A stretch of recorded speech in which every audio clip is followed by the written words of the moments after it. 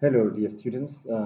Welcome again to the subject OJO OMC 121, that's Introduction to Journalism and Mass Communication. I hope that you're all good, and let's go ahead now as we're about to start this lecture.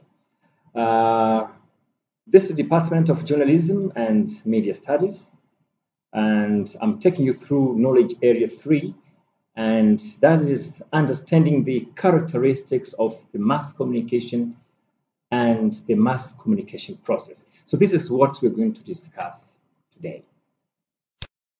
Now, before we go further, it's important that we start with the class objectives. So what are the objectives of this lesson? So we expect that at the end of this lesson, students should be able to explain the characteristics of mass communication and to identify and explain the communication process itself. Now, with the specific characteristics of mass communication, we shall look at impersonality and portability and mobility. We're also going to discuss the transportability stroke proximity, but we're going to look also at fidelity, permanency, cost, and universality.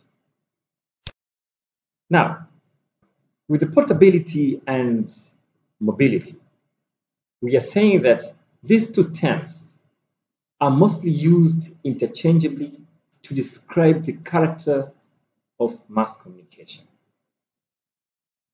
We have the portability and mobility.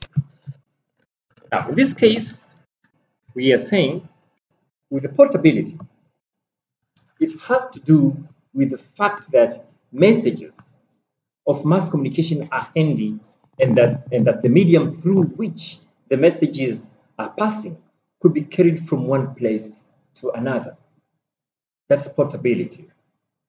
It's something to do with the fact that messages of mass communication are handy. It's something that is portable, that human being can just carry in information within themselves from one place to another. That is portability. But we also have mobility. Now, with the mobility refers to the ease with which a medium's facilities of a production can be moved from one place to another. So now we have the portability and mobility. And in this case now, portability in short refers to an ability of a person just moving with an information just within, just carrying on his own hands from one place to another.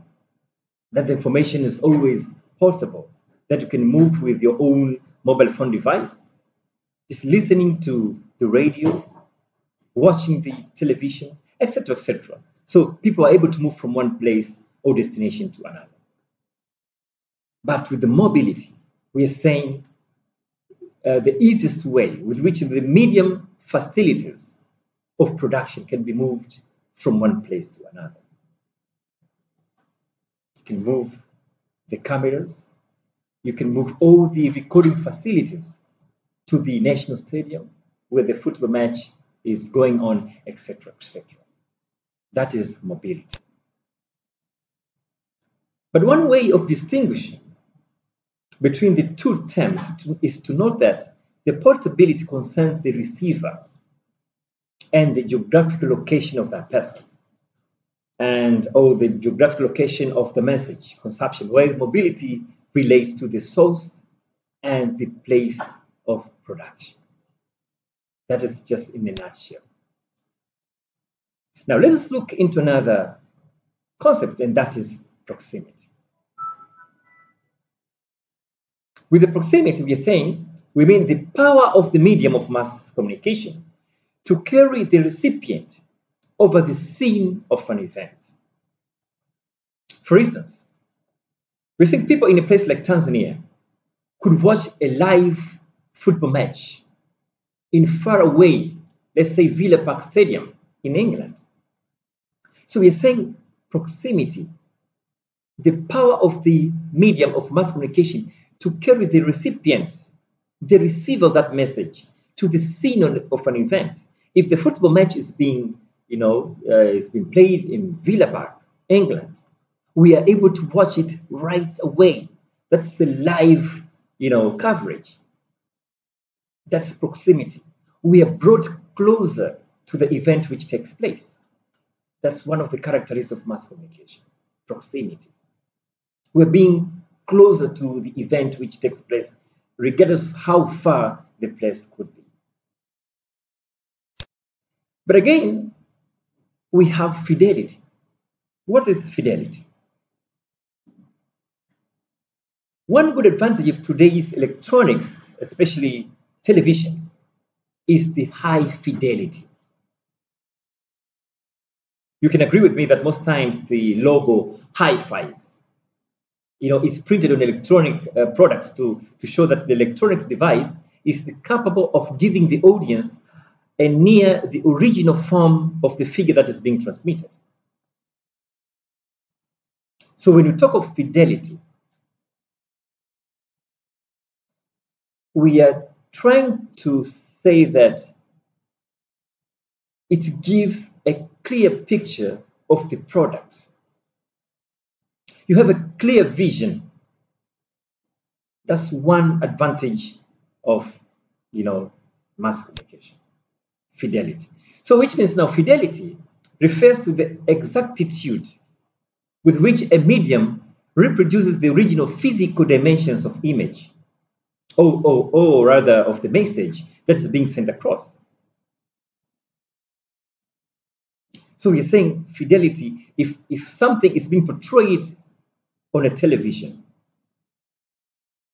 one would say it looks exact as if you were looking at the original, product. So the medium is able to reproduce the exact image of a certain product in a clear way or in a clear manner.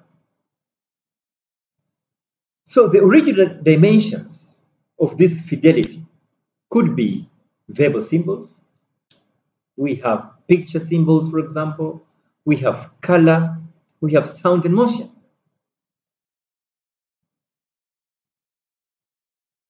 Somebody may just, show something in a television using verbal symbols. Or we can have a pictorial representation of a certain product, which is very clear.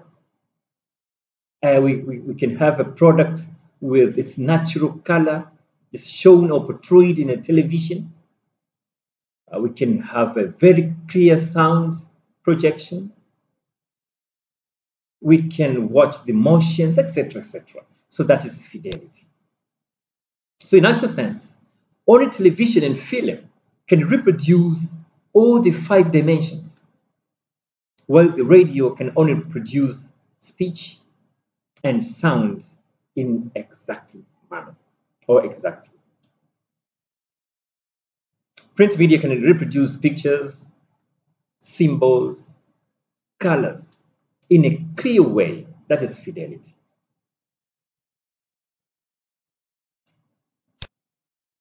Now, with the emergence of all flat screens today, we have these flat screens, television and home theaters, for example. So fidelity is one of the medium just becoming, common phenomenon. Flat screens today, we have very high sophisticated technology.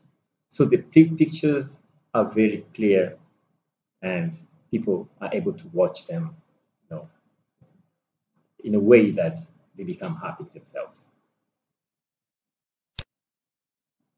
Dear students, it must be pointed out that aside television, internet communication as well can reproduce all the 5 dimensions as well with the higher fidelity than that of the television. So when you talk of fidelity, not necessarily with the television sets, but also with the internet, we are able to watch video clips. We are able to hear the sounds projections etc., etc. Now, let us look into another feature, that is cost. Every medium of mass communication requires one to pay before sending messages through it. A full color advert, for example, in an average Tanzanian newspaper, it costs almost no less than 1 million, while a 60 seconds slot could even cost more than 500,000. So you can tell for yourself how expensive to run the mass communication medium, especially when it comes to adverts, etc. So one of the features that mass communication or the medium, these are costly. So depending on the medium, the costs are relatively high side, and this is because of the reach of the medium. But we also have permanency. This refers to the period for which a medium can hold its message, thereby making the message reviewable. That is permanency. Unlike in the electronic media, for example, which are transitory in nature, a reader of a book or newspapers or magazines can read and reread what is there, because what is in the print media products may be there for long term, if not permanent. So permanency means if you buy a newspaper today, if you have the books, if you have articles, feature stories, these printed materials or documents will be there for good. And people will be able to refer to such documents even after 100 years. That's one of the characteristics of mass communication, permanency.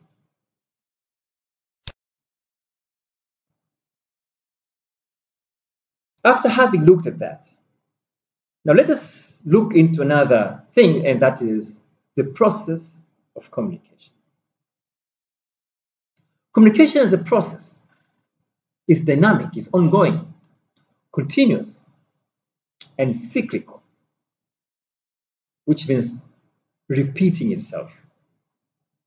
So there is no recognizable beginning and end.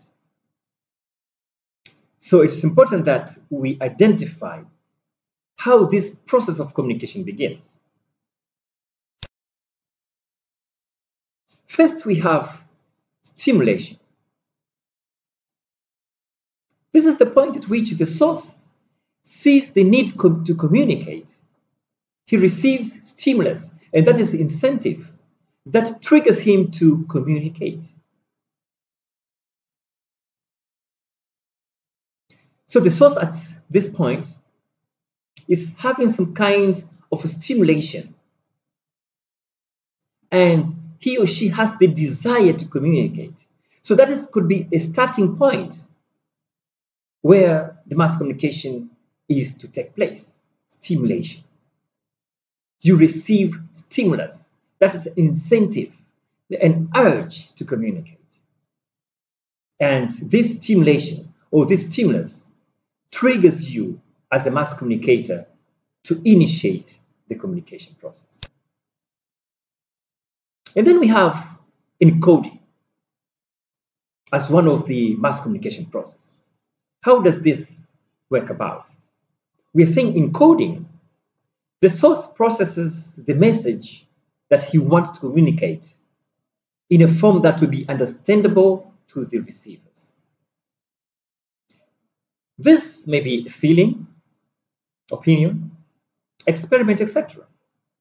So encoding, we are saying the source is now trying to process that message. He's trying to craft that message so that the message is being understood to the audience or to the receivers. So the source in this case is trying to encode the message before it's being transmitted to the audience. And then we have transmission. With the transmission, the message here is passed across to the receiver through a chosen medium or a channel That is transmission, how the message is being transmitted from one place to another. So this is where now a channel of communication or medium is involved. Whether you're using a radio set, whether you're using a television, whether you're using a print media, newspapers, etc., etc. And then we have reception. Reception means the one who is going to receive that message.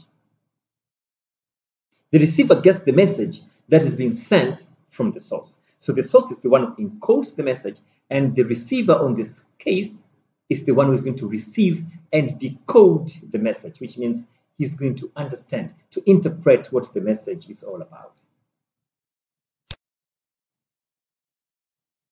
And that is decoding. The message is being processed, understood, and interpreted by the receiver after having been encoded by the sender. And then we have the response.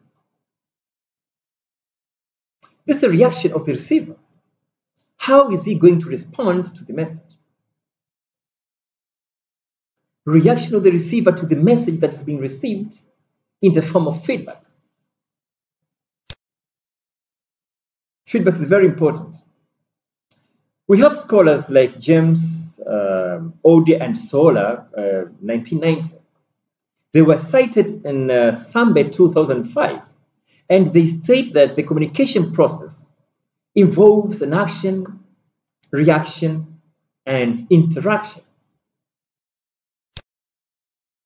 By action, it refers to the initiative taken by a sender or a source to share that particular information. It could be an information, it could be an observation, could be an opinion with others.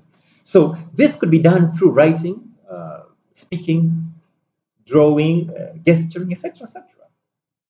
So by action, we are saying that's an initiative taken by the one who is going to encode the message to share the information to the audience. It could be through writing, as I said. You're just writing an information. You want to speak and communicate to people. You want to draw something, or maybe you pose certain gestures, etc., etc. That is action. But reaction, we are saying it means a response to the action taken by the sender. That's the reaction. How the audience are going to react to the message sent by the receiver. So the kind of response now determines whether or not the receiver is willing to be part to the communication encounter and sets the tone or atmosphere for it. So, which means now the one who's going to receive the message,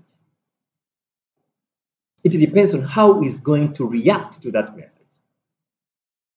The message could be well understood, but it's upon the receiver's now disposition whether to agree or to disagree to the message that has been sent to him. For example, the one who sends the message would say, please, James, come to the radio station right now. The message could be well understood by the receiver. But now the reaction could be positive or rather negative. He may go to the radio station or he may refuse to go to the radio station, depending on the reasons best known to him. Reaction now in communication process may come by a way of reply. It's going to reply to the message that has been sent to him, or through answers, acknowledgement. You acknowledge the message that you've received the message and understood it.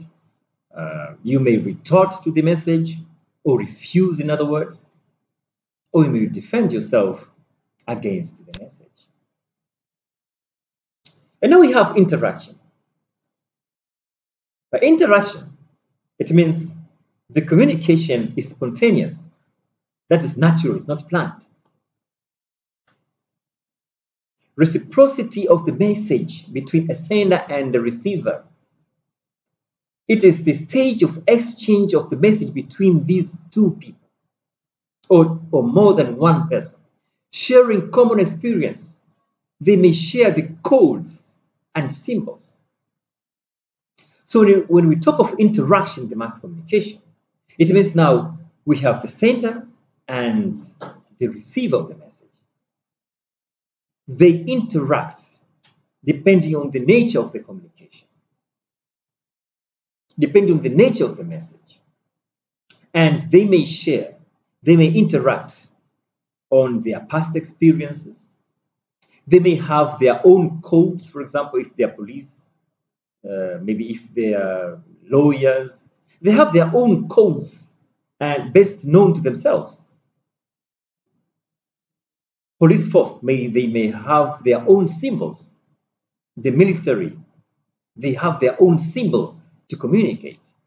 That is interaction. So we are saying interaction now, as a process of communication, creates an overlap field of experience between a source and a recipient. So we are saying a field of experience in this case now is where the source and the receiver now meets at the focal point, at the center, and they start sharing whatever they have because they have the common understanding of what they're going to communicate. And that is being referred to as a field of experience.